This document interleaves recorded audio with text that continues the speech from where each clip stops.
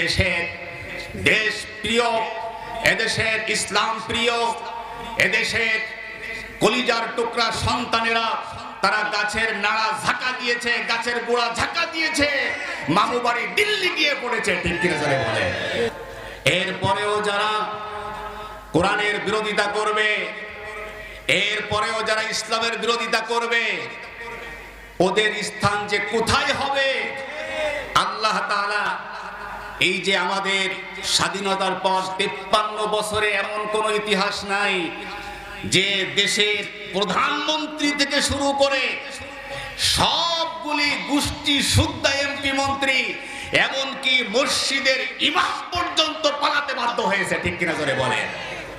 16টি বছর কোরআনের এমন একটি প্রোগ্রামের আয়োজন করতে হলে আয়োজকদের ভোগান্তির কোনো শেষ ছিল না। মাহফিলের ইন্তজামের শুরু থেকে একেবারে মাহফিলের কার্যক্রম সম্পূর্ণ হওয়ার আগ পর্যন্ত এলাকার ছোট নেতা, বড় নেতা, সুদখোর, ঘুষখোর, এরপরে ওসি থেকে শুরু করে ডিসি পর্যন্ত মাহফিলের অনুমতি নেওয়ার জন্য দৌড়াদৌড়ি করা লাগতো, ঠিক কিনা বলেন। শত দৌড়াদৌড়ি করার পর মাহফিলের অনুমোদন যদিও হতো, তো প্রায় 20 খানেক শর্ত দিয়ে তারপর মাহফিলের অনুমোদন হতো, ঠিক কিনা। আরো জোরে কর। মাহফিলের অনুমোদন দিয়ে মাহফিলের প্যান্ডেলে ওদের পক্ষ থেকে লোক বসিয়ে দেওয়া হতো। বক্তা, কোরআনের মুফাসসির, আলোচক, কোরআন সুন্নাহের আলোচনা করতে গিয়ে সমাজের আসল চিত্র যখন তুলে ধরতো, তখন এই ফ্যাসিস্ট সরকারের দোসরেরা, ওদের চেলারা তখন কোরআনের মুফাসসির, বক্তা, আলোচকদের আলোচনায় সরাসরি কাউন্টার দিত। অনেক মঞ্চে, প্যান্ডেলে দেখা গেছে সরাসরি এই গুন্ডা বাহিনী কোরআনের মুফাসসিরদের উপরে আক্রমণ করেছে, ঠিক কিনা বলো। ওরা মনে করেছিল যে কোরআনের কিছু মাহফিল বন্ধ করে দিতে পারলে, যদি আমরা ইসলামী নেতৃত্ব দেয় যারা, এমন মাথা ধরা কিছু নেতাকে, ইসলামী নেতৃত্ব তাদেরকে যদি ফাঁসি দিয়ে শেষ করে দিতে পারি, তাহলে হয়তো এদেশে আর কোনোদিন কোরআনের জাগরণ, ইসলামের জাগরণ হবে না, ঠিক কিনা বলেন।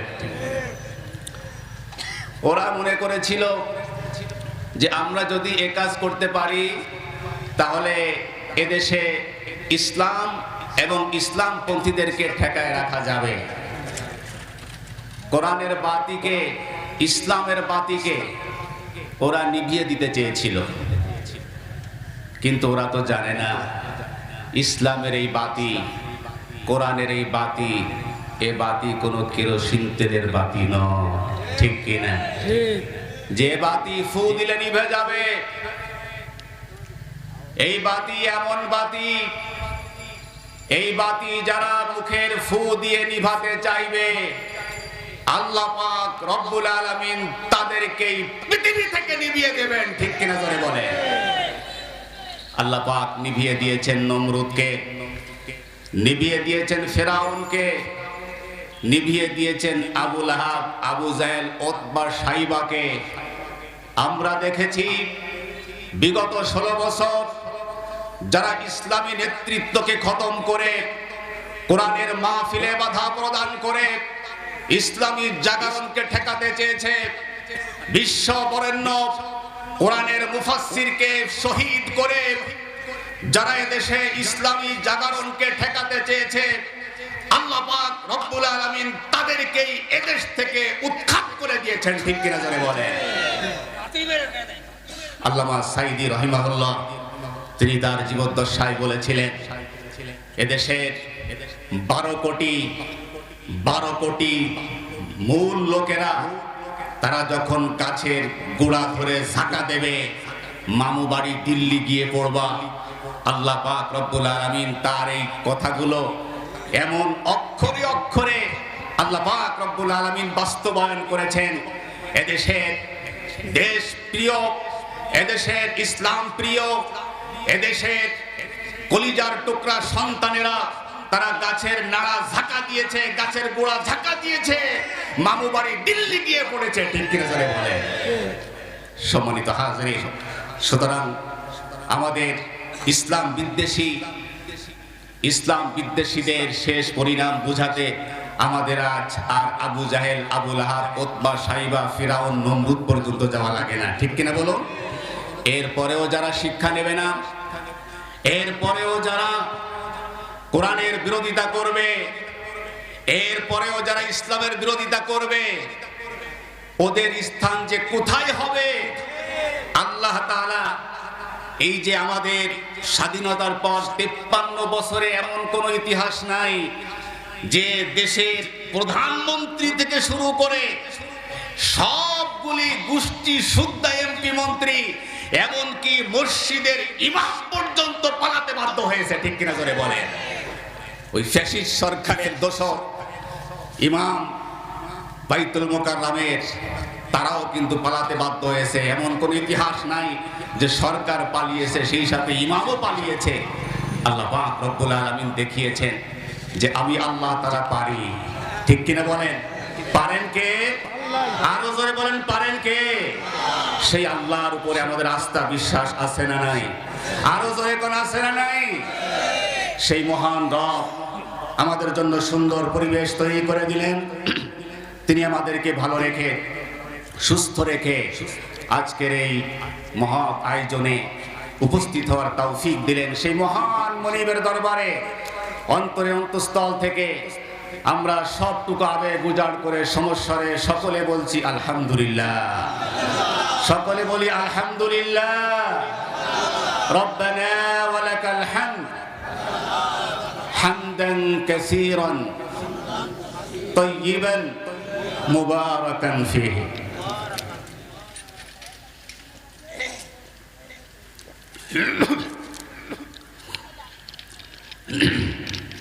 সম্মানিত হাজরিন, আমরা আল্লাহ পাকের শুকরিয়া আদায় করে নিলাম।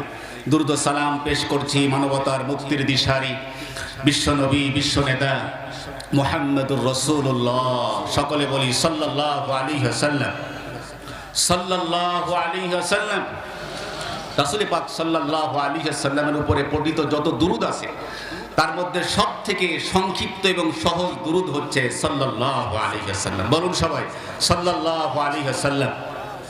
সম্মানিত হাজরিন, আজকে আমার এই মাহফিলের দৃশ্য দেখে এত ভালো লেগেছে, সত্যিকারে আমার মনে হচ্ছে যে এই এলাকার আলেম ওলামা, এই এলাকার মুরব্বী গুণীজন যে স্বপ্ন দেখছিলেন দীর্ঘদিন থেকে এলাকার যুবকদেরকে তারা যেভাবে দেখতে চান, আমার মনে হচ্ছে আল্লাহ পাক রব্বুল আলামিন এলাকার মুরব্বী আলেম ওলামা গুণীজনদের মনের সেই আশা আল্লাহ তাআলা পূরণ করতে যাচ্ছেন। আমরা বলি আমিন। আরো জোরে বলি আমিন। আমি আজকে যখন এখানে এসেছি যুবকদের ঢল দেখে আমার এত ভালো লেগেছে। ঈদের সময়ও যাদের সাথে এভাবে দেখা সাক্ষাৎ হয় না, যে সকল যুবকেরা আজকে গান বাদ্য আর ওই ক্যারাম বোর্ডের আড্ডায় থাকার কথা ছিল, যারা বিভিন্ন ধরনের অপসংস্কৃতি, যারা যাত্রা পালা নিয়ে ব্যস্ত থাকার কথা ছিল, সেই যুবকদের উদ্যোগে আজকে মাহফিল হতে শুরু করেছে এবং তাদের এই স্বতঃস্ফূর্ত অংশগ্রহণ আলহামদুলিল্লাহ আল্লাহ তাআলা ভবনার যুব সমাজকে আল্লাহ পাক রব্বুল আলামিন কবুল করেন। আমরা বলি আমিন। আরো জোরে বলি আমিন। এই আয়োজনে যুব সমাজ যারা শ্রম দিয়েছে, আপনারা যারা সহযোগিতা করেছেন, যারা মাহফিল শুনতে এসেছেন, আমাদের প্রত্যেকের জন্য আল্লাহ তাআলা এই মাহফিলকে কিয়ামতের ময়দানে কঠিন মুসিবতের সময় আল্লাহ তাআলা নাজাতের জরিয়া বানিয়ে দেন। আমরা বলি আমিন। সম্মানিত হাজরিন, আমি আজকে আপনাদের সামনে যে বিষয়ে কথা বলার ইচ্ছা করেছি তা হচ্ছে সামাজিক অবক্ষয় রোধে আমাদের করণীয় কি। বিষয়টা খুবই গুরুত্বপূর্ণ এবং সময় সাপেক্ষ, কিন্তু আমি যেহেতু আমাদের মাঝে আজকে বাইরে থেকে বরেণ্য আলোচক বৃন্দ এসেছেন, ঠিক কিনা বলেন?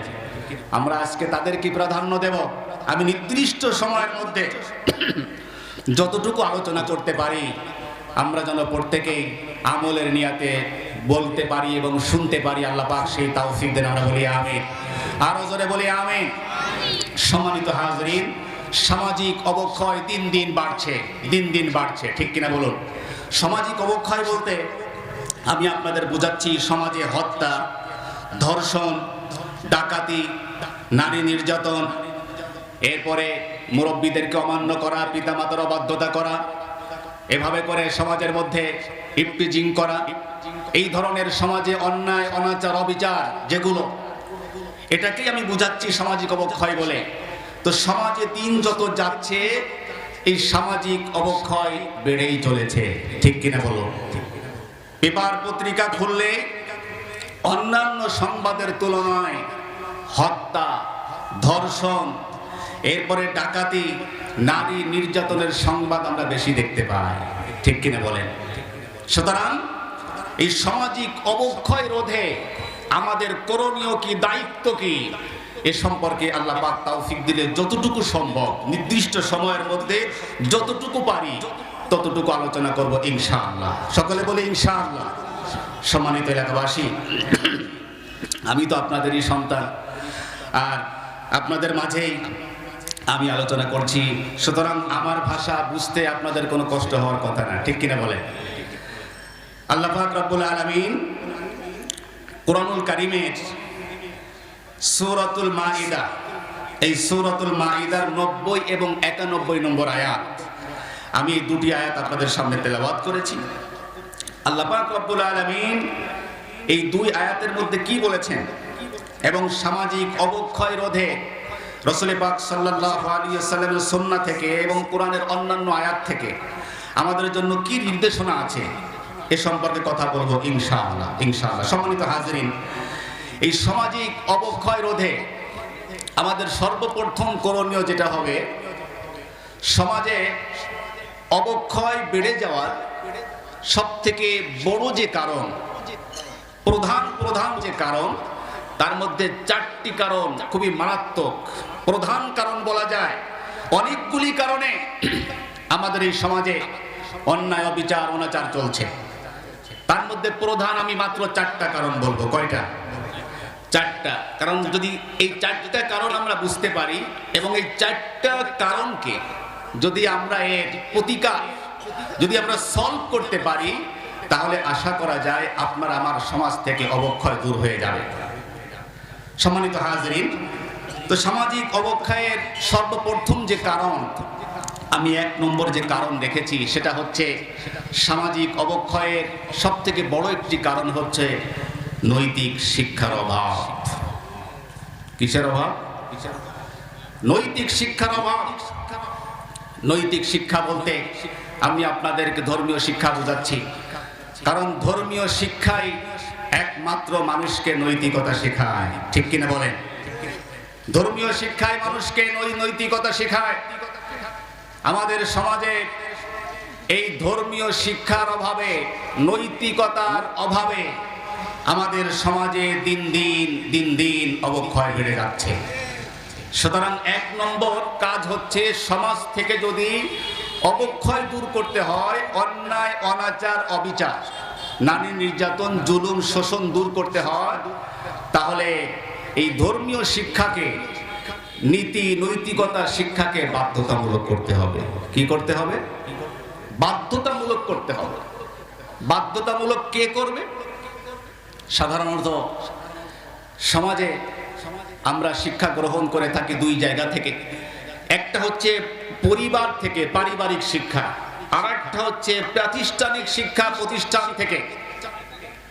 প্রতিষ্ঠানগুলিতে বিগত 16 বছরে আমাদের শিক্ষা সিলেবাস থেকে ধর্মীয় শিক্ষাকে একেবারে মুছে দেওয়া হয়েছে, ঠিক কিনা জোরে বলেন? ধর্মীয় শিক্ষাকে আমাদের শিক্ষা সিলেবাস থেকে একেবারে নাই করে দেওয়া হয়েছে। এমনকি ইউনিভার্সিটির লোগো, ইউনিভার্সিটির এই লোগোতে রব্বি জিদনি ইলমা, হে প্রভু জ্ঞান দাও, আরবিতে নয়, বাংলায়। হে প্রভু, আমার জ্ঞানকে বৃদ্ধি করে দাও। এটাকে বাউবি বাংলাদেশ উন্মুক্ত বিশ্ববিদ্যালয়, এই লোগোতে ছিল হে প্রভু জ্ঞান দাও। বিগত সময়ের নাস্তিকদের ইউনিভার্সিটির লোগোতে হে প্রভু জ্ঞান দাও, এই কথাটুকুও থাকবে, তারা এটাও বরদাস্ত করে নাই, সহ্য করে নাই। ওই নাস্তিকেরা সেই লোগোকে পর্যন্ত পরিবর্তন করে ফেলেছে। ঢাকা ইউনিভার্সিটিতে মুসলমানের সন্তানেরা রমাদান মাসে কোরআন তেলাওয়াতের আয়োজন করেছে। এই কোরআন তেলাওয়াতের আয়োজন কেন করা হলো? এই জন্য শোকজ করা হয়েছে, জবাবদি করতে বলা হয়েছে। ৯২% মুসলমানের দেশে মুসলমানেরা কোরআন শরীফ তেলাওয়াত করতে পারবে না। ইউনিভার্সিটিতে লোগোতে পর্যন্ত ইসলামের কোনো কিছুই থাকবে না, এমন ষড়যন্ত্র করা হয়েছে। ওরা মনে করেছিল এভাবে যদি আমরা শিক্ষা সিলেবাস থেকে, রাষ্ট্রের সকল সেক্টর থেকে ইসলামকে মুছে দিতে পারি, তাহলে হয়তো আমরা ইসলামকে নিভায় দিতে পারবো। ঠিক কিনা বলেন? কিন্তু ওরা পেরেছে? ওরা পেরেছে? ওরা ইসলামকে নিভাতে গিয়ে, ইসলাম পন্থীদেরকে ঠেকাতে গিয়ে নিজেরাই চিরতরে নিভিয়ে গিয়েছে। ঠিক কিনা ধরে বলে? এখন ওই দিল্লি বসে বসে খোসা মারে। বুবু বসে নেই, ওখানে থেকেই মাঝে মাঝে এখনো বলে চট করে ঢুকে পড়বানে। ঠিক কিনা বলেন? চট করে ঢুকে পড়বানে। বাংলাদেশের সাধারণ জনগণ, আপামর জনসাধারণ, তারাও ওত পেতে বসে আছে। আপনি যখন চট করে ঢুকবেন, এরাও কট করে আপনাকে ফাঁসির কাস্টে ঝুলিয়ে দেবেন। ঠিক কিনা করে বলে? রক্ত খেকো লেডি ফেরাউন আপনি, এদেশে হিংসাত্মক রাজনীতির জননী আপনি, এদেশের মানুষের, নিরীহ মানুষের, আলেম ওলামার যে রক্ত আপনি ঝরিয়েছেন, আপনি আইনা ঘর তৈরি করে এদেশের আলেম ওলামাদের উপরে অকথ্য নির্যাতন করেছেন। কোরআনের মুফাসসির সহ একাধিক ইসলামী নেতৃবৃন্দকে আপনি ফাঁসি দিয়ে মেরেছেন। এদেশে আপনি ঢোকা মাত্র এদেশের জনগণ আপনাকে ফাঁসির কাস্টে ঝুলিয়ে দৃষ্টান্তমূলক শাস্তি দিয়ে বিদায় করবে। ঠিক কিনা ধরে বলে? সম্মানিত হাজরিন, বলছিলাম যে নৈতিকতার অভাবে, ধর্মীয় শিক্ষার অভাবে আমাদের দেশে সামাজিক অনাচার অবিচার বাড়ছে। বিগত 16 বছরে প্রায় 17 লক্ষ হাজার কোটি টাকা, কত? 17 লক্ষ হাজার কোটি টাকা বিদেশে পাচার হয়েছে।